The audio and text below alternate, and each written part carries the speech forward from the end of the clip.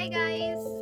तो आज हम लोग चल रहे हैं। हमारा एक एक्स स्टूडेंट जो है वो यूपीएससी क्लियर किया है। उसका रैंक जो है 409 है और वो BSLLH बोकारो में रहता है। तो हम लोग अभी जाएंगे, उससे कुछ बातें पूछेंगे ताकि फ्यूचर एस्पिरेंट्स को उससे कुछ मदद मिल सके। तो लेट्स गो। तो चलिए हम भी चलते हैं अपने सारे सवालों का जवाब मांगने। पीछे कौन है लिखा?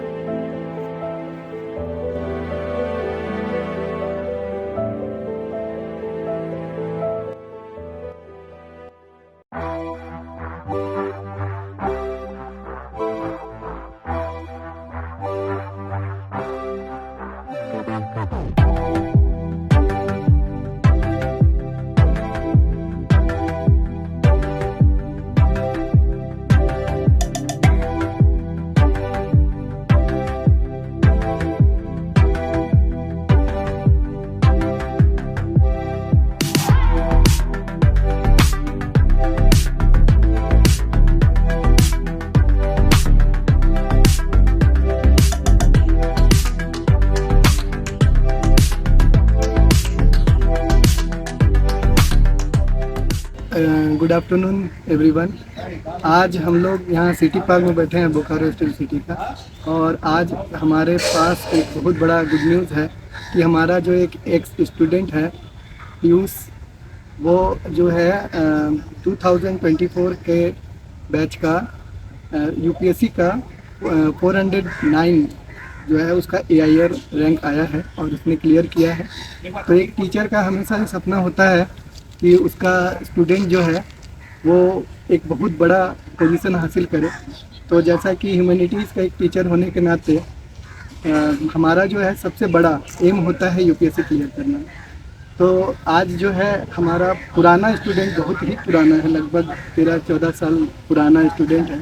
और उस समय जो हमने उसको मोटिवेशन दिया था और आज वो उसको पूरा कर रहा है, तो ये देख के बहुत ही ज़्यादा प्राउड हो रहा है। इसलिए आज उससे कुछ बातें करेंगे हम लोग। और कुछ एस्पिरेंट्स हमारे पास हैं जो कि ये चाहते हैं कि जो हमारे न्यू स्टूडेंट्स हैं, अभी पढ़ रहे हैं 10, 12 और या फिर जो ग्रेजुएशन पास करके एस्पिरेंट्स हैं, वो उनसे कुछ सवाल पूछेंगे। तो ये शुरू करते हैं जो स्टूडेंट्स हैं उनके सवाल और उसके जवाब। तो नमस्ते सभी को, मैं धृति श्री। मैं इनसे कुछ सवाल पूछना चाहूँगी। जैसा कि हम सब जानते हैं कि हम सब का ना कहीं एक ड्रीम होता है यूपीएससी क्लियर करना। कोई कहे या ना कहे, सबके मन में कहीं ना कहीं तो रहता है सिविल सर्विसेज ज्वाइन करना, इस इंडिया को, देश को सर्व करना। तो आइए जानते हैं हमारे कुछ सवाल जो इनका जवाब हमें इनसे मिलेगा। तो सबसे पहले इंट्रोड्यूस करिए अपने आप को। तो मेरा नाम पीयूष कुमार है, मैं बोकारो स्टील सिटी से हूँ। और इस साल सिविल सर्विसेज 2024 में मैंने ऑल इंडिया रैंक 409 सिक्योर किया है। ये मेरा चौथा अटेम्प्ट था और पहला इंटरव्यू था। मेरा ऑप्शनल सब्जेक्ट पॉलिटिकल साइंस रहा। तो ये मेरा छोटा सा इंट्रोडक्शन है। मैंने 12th तक की पढ़ाई जो है वो इसी शहर बोकारो स्टील सिटी झारखंड से ही की है। और काफ़ी अच्छा फील हो रहा है यहाँ पे वापस बहुत दिनों के बाद आकर के बात करके आप लोगों से इंटरेक्ट करके। Thank you. तो फिर आप बताइए मुझे कि आपको क्या इंस्पायर किया यूपीएससी लाइन में जाना है, यूपीएससी का एग्ज़ाम देना? कॉलेज के टाइम में ही ये दिमाग में आया था मेरे यूपीएससी एग्ज़ाम में अपीयर होने का, क्योंकि नॉर्मल ग्रेजुएशन था मेरा, मैथमेटिक्स मेरा सब्जेक्ट था। उस वक्त कहीं ना कहीं करियर को लेकर के एक टेंशन होता था कि आगे ग्रेजुएशन के बाद क्या किया जाए। इंडिया में नॉर्मल ग्रेजुएशन के बाद ज़्यादा स्कोप होता नहीं, अनलेस आप फिर हायर स्टडीज़ PhD वगैरह करें तो ही फिर कुछ आपके पास ऑप्शंस होते हैं। तो उस वक्त मुझे ये आई वाज जस्ट एक्सप्लोरिंग कि क्या मैं कर सकता हूँ ग्रेजुएशन के बाद। फिर मुझे सिविल सर्विसेज एग्जामिनेशन के बारे में पता चला और फिर मुझे जाकर के रियलाइज़ हुआ कि ये काफ़ी ज़्यादा एक हाईली प्रेस्टिजियस एग्ज़ाम है, डिफ़िकल्ट है but at the same time बहुत ही ज़्यादा प्रेस्टिजियस है। कुछ टॉपर्स उस साल हुए थे 2015-16 में, जिनके मैंने वीडियोस वगैरह देखे थे, उनसे भी काफ़ी ज़्यादा मुझे इंस्पिरेशन मिला था। तो स्टार्टिंग इंस्पिरेशन यही था कि करियर एक अच्छा बनाना है, एक अच्छे सर्विस में जाना है। But after I started preparation, कुछ सालों के बाद धीरे धीरे जब पता चला कि this is not just a job, ये कोई एक नॉर्मल नौकरी नहीं है आपके लिए। सिविल सर्विसेज जो है इसमें काफ़ी ज़्यादा आपके पास रिस्पॉन्सिबिलिटी होती है, आपके पास बहुत ज़्यादा अपॉर्चुनिटी भी होता है कंट्री को सर्व करने का। कुछ आप सोसाइटी से आते हैं या जहाँ भी आप हैं, वहाँ के लिए आप बहुत कुछ अच्छा कर सकते हैं। तो फर्दर आगे चल के ये भी एक मोटिवेशन बहुत बड़ा बना, जो कि ड्राइव किया आगे चल के। और आप बताइए, आपने मतलब अपना प्रिपरेशन जर्नी कैसे शुरू की? प्रिपरेशन जर्नी कैसे शुरू की? हाँ, प्रिपरेशन जर्नी एक्चुअली शुरू में डाउट था कि इतना बड़ा एग्ज़ाम है और छोटे शहर से ऐसे निकल के, नॉर्मल बैकग्राउंड था मेरा, तो इतना बड़ा एग्ज़ाम के लिए जाना ठीक रहेगा या नहीं रहेगा। Should I just opt for some normal exams first, ताकि एक जॉब सिक्योरिटी हो जाए, उसके बाद maybe I can appear. तो पहले 1-2 साल तो थोड़ा कन्फ्यूज़न में रहा, मैंने और भी दूसरे एग्ज़ाम्स अटेम्प्ट किए, बट फिर लगा कि नहीं, इसी में, क्योंकि मेरा कहीं ना कहीं माइंड जो था इसी की तरफ था, तो दूसरे एग्ज़ाम्स में ज़्यादा मन लगता नहीं था। तो फिर फर्दर डिसाइड किया कि नहीं, यही देते हैं, फुल टाइम प्रिपरेशन करेंगे और टाइम लगेगा। 3-4 साल लग गए मुझे, 4 साल लग गए, बट मेरा प्रिपरेशन मेन 20 के आसपास, 19 के आसपास मैंने शुरू किया था। देखिए, एक ना लाइक आई थिंक 50% to 60% बच्चों के दिमाग में सेल्फ डाउट, कर पाएंगे नहीं, हो पाएगा या नहीं, ये सबके मन में होता है। तो आपके भी माइंड में आया होगा कहीं ना कहीं, तो आपने इसको कैसे फेस किया? जी, बिल्कुल आया है, और सेल्फ डाउट ज़रूरी भी है। I think self doubt normal है, बहुत ही सबको आता है सेल्फ डाउट लेने की, और ज़रूरी भी है। सेल्फ डाउट अगर आपके अंदर आता है तो आप प्रैक्टिकली भी सोचते हैं आपके लिए क्या सही है क्या गलत है। तो मेरे अंदर भी सेल्फ डाउट आया था, बट फिर लगा कि मैंने वैसे लोग भी देखे जो कि जो मेरे से भी कम, जिनके प्रिविलेज था जिनके पास, फिर भी वो क्रैक कर रहे थे ये एग्ज़ाम, ठीक है। तो मुझे फिर लगा कि अगर मुझे शुरू से अच्छा एजुकेशन मिला, अच्छा स्कूल मिला, अच्छे टीचर्स मिले, पेरेंट्स का सपोर्ट है ही मेरे पास, तो फिर there is nothing that can stop me from doing this. तो ये मोटिवेशन रख करके I started preparation. Self believe बहुत ज़रूरी है, सेल्फ डाउट से आपको सेल्फ बिलीव की तरफ बढ़ना है, और सेल्फ बिलीव तभी होगा जब आपके आसपास वैसे अच्छे लोग होने चाहिए जो आपको बैक करें। साथ ही आपको खुद को भी बैक करना पड़ता है। अगर आपने शुरू से अच्छे से पढ़ाई की है तो कहीं ना कहीं वो सेल्फ बिलीफ जनरेट होता है। तो उसी तरह से slowly and steadily, ups downs काफ़ी रहे प्रोसेस में, बट कहीं ना कहीं खुद को बैक करना पड़ता है आपको। अच्छा, एक क्वेश्चन, लाइक ना, ये जब भी हम कोई बहुत बड़ा कॉम्पिटिटिव एग्ज़ाम को क्रैक करने का सोचते हैं या जब उसके लिए मेहनत कर रहे हैं, अपना पूरा स्ट्रगल लगा रहे हैं, तो एक कहीं ना कहीं पे ये बैरियर आता है ना कि आप फैमिली को कैसे मेंटेन कर रहे हैं या आप अपने स्टडी लाइफ को कैसे मेंटेन कर रहे हैं, तो दोनों का बैलेंस कैसे किया? हाँ, सी आई वॉज वेरी फॉर्चुनेट कि मेरी फैमिली बहुत सपोर्टिव थी। मेरे मम्मी पापा, मेरी सिस्टर्स जो है दोनों, तो काफ़ी ज़्यादा उन्होंने हमेशा से सपोर्ट किया। ऐसे मेरे पापा का कभी प्रेशर नहीं रहा है कि तुम कोई और एग्ज़ाम दे दो या जल्दी से जॉब ले लो, ठीक है। तो ये बहुत ही इंपॉर्टेंट रोल प्ले करता है आपकी प्रिपरेशन की जर्नी में, क्योंकि जर्नी थोड़ा लंबा हो सकता है कि ज़्यादातर लोग जो होते हैं वो, उन्हें लग जाता है टाइम निकालने में, तीसरा चौथा अटेम्प्ट में ही मैक्सिमम लोग निकालते हैं। तो इतना ज़्यादा टाइम देना, रूम में बैठ करके प्रिपरेशन करना, तो इसके लिए बहुत ज़रूरी है फैमिली सपोर्ट। क्वेश्चन फिर क्या था आपका? Sorry, I lost the track. Like ये फैमिली, जो आप फैमिली फ्रेंड्स या फिर आपका ये जो स्टडी लाइफ है, हाँ, ये दोनों आप बैलेंस बैलेंस कैसे कर रहे हैं? जी, अब बहुत ज़रूरी है बैलेंस करना। बहुत लोगों को लगता है कि तैयारी करने के लिए आपको कट ऑफ होना पड़ता है सोशल लाइफ से, आप फ़ोन नंबर चेंज कर लेते हैं बहुत लोग। ये सब मेरे हिसाब से ज़रूरी नहीं है। बहुत ज़रूरी है सोशल लाइफ भी मेंटेन रखना, अच्छे दोस्त हो आपके पास हों, वो भी बहुत ज़रूरी है। फैमिली फ्रेंड्स, इनसे बातें करते रहिए, क्योंकि ये प्रिपरेशन क्या है ना कि बहुत ही एक तरह से लोनली जर्नी कह सकते हैं हम। आपको खुद से ही सब कुछ करना पड़ता है। फेलियर्स में ठीक है आपके घर वालों को बुरा लगेगा, बट जब आप फेल होते हैं तो सबसे ज़्यादा वो अफेक्ट आपको ही करता है। तो ज़रूरी है कि सोशल लाइफ भी आपका साथ में हो, ताकि अपार्ट फ्रॉम स्टडीज़ आप मेंटली, अगर आपको सेन रहना है इस प्रिपरेशन में, थोड़ा सा रिलैक्स रहना है, तो सोशल लाइफ भी बहुत ज़्यादा ज़रूरी है। और ये एक क्वेश्चन था, लाइक आपके ना पिछले इंटरव्यू से जैसा हमने देखा कि आप कुछ टीचर्स का नाम जी लिए जी जो आपके लाइफ में बहुत बड़ा रोल प्ले करते हैं, तो वो टीचर्स आपको लाइक कैसे मोटिवेट किया और जी। क्या था उनका? बिल्कुल। हाँ, तो मेरे हिसाब से 10th तक मुझे जो टीचर्स मिले, कॉलेज में जा कर के थोड़ा अलग इन्वायरमेंट होता है। 10th तक टीचर्स आपको थोड़ा पर्सनली जानते हैं, आप ज़्यादा कॉन्टैक्ट, मतलब थोड़ा ज़्यादा पर्सनल रिलेशन होता है टीचर्स के साथ, जब तक आप स्कूल में होते हैं। कॉलेज में जा कर के ये कम होता है। तो 10th तक मुझे बहुत अच्छे टीचर्स मिले। एक सर यहीं पे है, स्वरूप सर, इन्होंने ज्योग्राफी पढ़ाया था। तो सबसे बड़ा रोल टीचर का यही होता है कि वो इंटरेस्ट आपका जगाएं किसी भी सब्जेक्ट में। तो अगर वो टीचर कर पा रहे हैं, then I think that is the best teacher.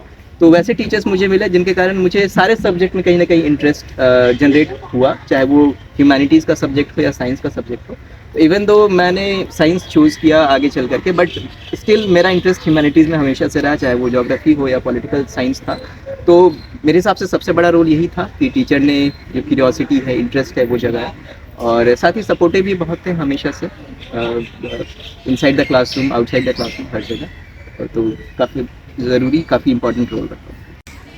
तो एक और क्वेश्चन, लाइक आप इस पूरे जर्नी में क्या क्या चैलेंजेस फेस किए, क्या क्या इशू फेस किए, उसके बारे में डिस्कस करें। चैलेंज सबसे बड़ा मेरे लिए वही रहा जब 3 अटेम्प्ट में क्लियर नहीं हो पा रहा था। तो वो जो, जैसे आप पहले भी बताया, सेल्फ डाउट जो होता है, वो सबसे, उसको ओवरकम करना सबसे बड़ा चैलेंज है। कभी आप खुद को कभी यू स्टार्ट क्वेश्चनिंग योरसेल्फ कि आप सही चीज़ कर रहे हो या नहीं, if you are meant for this exam और नॉट, आपको करना भी चाहिए था या नहीं, आपने 3 साल ऑलरेडी वेस्ट कर दिया है, और जो दूसरे जो करियर ऑप्शंस थे, कहीं ना कहीं वो अब उतना ज़्यादा आपके लिए, the door is not that much open for you.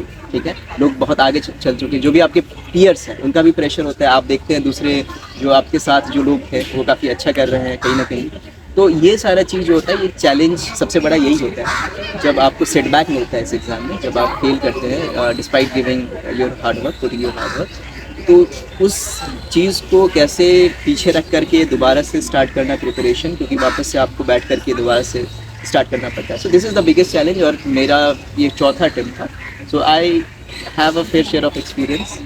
मुझे बहुत बार सेटबैक्स मिले हैं, फिल्म्स में मिला, मेंस में भी मिला। This was perhaps the biggest challenge. और इसके अलावा कुछ स्टूडेंट्स को ये भी लगता है कि उन्होंने 10th में या कॉलेज में एकेडमिक्स में उतना अच्छा परफॉर्म नहीं किया, उनके मार्क्स इतने अच्छे नहीं आए, तो क्या वो ये एग्ज़ाम उनको अपीयर होना चाहिए था या नहीं। तो I can say this from my experience कि मेरा भी लाइक कॉलेज में काफ़ी एवरेज रहा था परफॉर्मेंस। तो this exam is a great leveller. यहाँ पे कोई भी आकर के एग्ज़ाम निकाल सकता है किसी भी बैकग्राउंड से, if you are willing to put hard work. ठीक है, तो यहाँ पे आकर के कहीं ना कहीं आप फिर से ज़ीरो से सब स्टार्ट करते हैं। तो जो भी आपने पीछे किया है, जो भी आपके मार्क्स आए हैं, आप उसको इग्नोर करके आगे बढ़िए। और कोई ज़रूरी नहीं है कि आपने स्कूल में अच्छा परफॉर्म नहीं किया तो आप आगे चल करके अच्छा नहीं कर सकते, करियर अच्छा नहीं बना सकते। वी हैव मेनी एग्जांपल्स, बहुत अच्छे सक्सेसफुल लोग थे जो स्कूल में उतना अच्छा परफॉर्म नहीं कर रहे थे, या कॉलेज में, इवन कॉलेज ड्रॉप आउट्स थे बहुत सारे लोग, बट आगे चल करके उन्होंने बहुत नाम कमाया। So do not gate disheartened by your marks और परसेंटेज। ओके, सो अब आपसे एक रिक्वेस्ट है, क्या आप अपना इंटरव्यू एक्सपीरियंस शेयर करना चाहेंगे? जी, मेरा इंटरव्यू एक्सपीरियंस मेरे हिसाब से अच्छा था, ऑल्दो मार्क्स रिफ्लेक्ट नहीं करते, बट थोड़ा सा डिफरेंट भी था। मेरा पहला इंटरव्यू था ये, मैंने मॉक्स भी दिए थे बहुत सारे, 6-7 मॉक्स दिए थे, बट रियल इंटरव्यू काफ़ी अलग होता है। आप कितना भी मॉक इंटरव्यू दे दो, जब आप रियल इंटरव्यू में जाते हो तो वहाँ एक अलग डिफरेंट इन्वायरमेंट होता है, अलग फीलिंग होती है। तो एक्सपीरियंस ओवरऑल काफ़ी अच्छा था। It is something that I will remember through out my life. कुछ चीज़ें हैं, कुछ मोमेंट्स जो मुझे याद हैं, लाइक जब आपको वेट करने के लिए बिठाया जाता है रूम के आगे, वो मोमेंट काफ़ी ज़्यादा एक यूनिक कह सकते हैं, यूनिक एक्सपीरियंस होता है। आप नर्वस भी होते हो, एक्साइटेड भी होते हो एट द सेम टाइम, क्योंकि आपको अंदर जा कर के कहीं ना कहीं ये भी होता है कि मुझे अंदर जाके खुद को प्रूव भी करना है। मैं इतना पढ़ाई करके आया हूँ, तो मुझे अच्छा परफॉर्म भी करना है। एट द सेम टाइम बहुत इंपॉर्टेंट स्टेज है, तो नर्वसनेस भी होती है। तो वहाँ पे मिक्स्ड इमोशंस आपके दिमाग में चल रहे होते हैं। जब आप रूम के बाहर बैठते हैं, अकेले रहते हैं आप वहाँ पे, वो मोमेंट काफ़ी ज़्यादा मेमोरेबल एक्सपीरियंस एक होता है किसी भी इंटरव्यू अपीयर्ड एस्पिरेंट के लिए। ओवरऑल इंटरव्यू काफ़ी अच्छा एक्सपीरियंस रहा मेरा, और इट्स अ पर्सनालिटी टेस्ट, तो आपकी पर्सनालिटी चेक की जाती है वहाँ पे। तो आई सजेस्ट कि किसी भी जो भी प्रिपेयर कर रहा है यूपीएससी का, उसके लिए एक सपना होता है कि कभी ना कभी एक बार मैं इंटरव्यू में जा कर के अपीयर हूँ। So something definitely I am grateful कि मुझे वो मौका मिला। तो लास्ट क्वेश्चन, आप कुछ टिप्स देना चाहेंगे लाइक आने वाले यूपीएससी एस्पिरेंट, फ्यूचर एस्पिरेंट्स को? कुछ टिप्स मेरे हिसाब से, अगर आप प्रिपरेशन आपने शुरू कर दिया है, आपने डिसाइड कर लिया है कि आपको प्रिपेयर करना है, तो कुछ चीज़ें हैं जो आपको, कुछ क्वालिटीज़ हैं जो आपको अपने अंदर लानी पड़ेंगी। तो सबसे पहला है कि आपको पेशेंस रखना पड़ेगा इस प्रिपरेशन में। सिलेबस काफ़ी बड़ा होता है। आप कभी बार होता है कि हम महीनों तक पढ़ाई कर रहे होते हैं, पढ़ते हैं, बट फिर भी क्वेश्चंस देखने के बाद लगता है कि हमसे सॉल्व नहीं हो रहा। ठीक है, तो वहाँ पे उस मोमेंट में आपको बहुत ज़्यादा उस चीज़ को दिल पे नहीं लेना है, ठीक है, थोड़ा पेशेंस के साथ आपको तैयारी करनी है। तो सबसे पहला जो क्वालिटी आपको जनरेट करना वो है पेशेंस। नेक्स्ट, हार्ड वर्क का कोई सब्स्टिट्यूट नहीं है। डजेंट मैटर आप कितना भी टैलेंटेड हैं, आपने कितना अच्छा स्कोर किया है कॉलेज में, स्कूल में, कितने परसेंटाइल आए हैं, कौन से कॉलेज से थे आप, यहाँ करके हार्ड वर्क जो है वो आपको करना पड़ेगा। You have to give 8-10 hours every day at least, और वो भी कंसिस्टेंसी के साथ देना पड़ेगा। तो ये कुछ चीज़ें हैं, हार्ड वर्क का कोई सब्स्टिट्यूट नहीं है। और एट द सेम टाइम आपको थोड़ा प्रिपेयर भी रहना पड़ेगा, क्योंकि एग्ज़ाम अनसर्टेन। आप लक फैक्टर बहुत यहाँ भी है, बहुत बड़ा रोल प्ले करता है लक फैक्टर। तो कभी कभी होता है कि हमें लगता है कि हमने सब कुछ ठीक किया and still we didn't get the desired result. तो उस चीज़ के लिए भी थोड़ा सा मेंटली आपको प्रिपेयर्ड रहना पड़ेगा। तो ये कुछ चीज़ें हैं, कॉन्फिडेंट रहिए, अपने जो नॉलेज है आपका, जो भी आप जो हार्ड वर्क कर रहे हैं उस पर आप बिलीव रखिए। और and again end of the day, don't take this exam as like कि आपको नौकरी लेनी है। ये this exam is much more than that. और ये पूरा प्रिपरेशन जो है वो आपको प्रिपेयर करता है। अगर आपका एक बार सिविल सर्विसेज क्लियर हो भी जाता है तो आप जिस पोजीशन पर रहेंगे उसके लिए कहीं ना कहीं पूरा एग्जामिनेशन प्रोसेस आपको प्रिपेयर करता है। तो आप जब प्रिपेयर कर रहे हैं तो आपको स्टार्टिंग में you have to think like a civil servant, जैसे आप स्टार्ट करते हैं।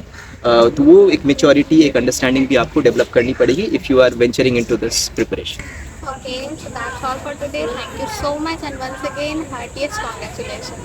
Thank you for having me here. And again, best of luck to all the aspirants who are preparing and all the students who are watching this.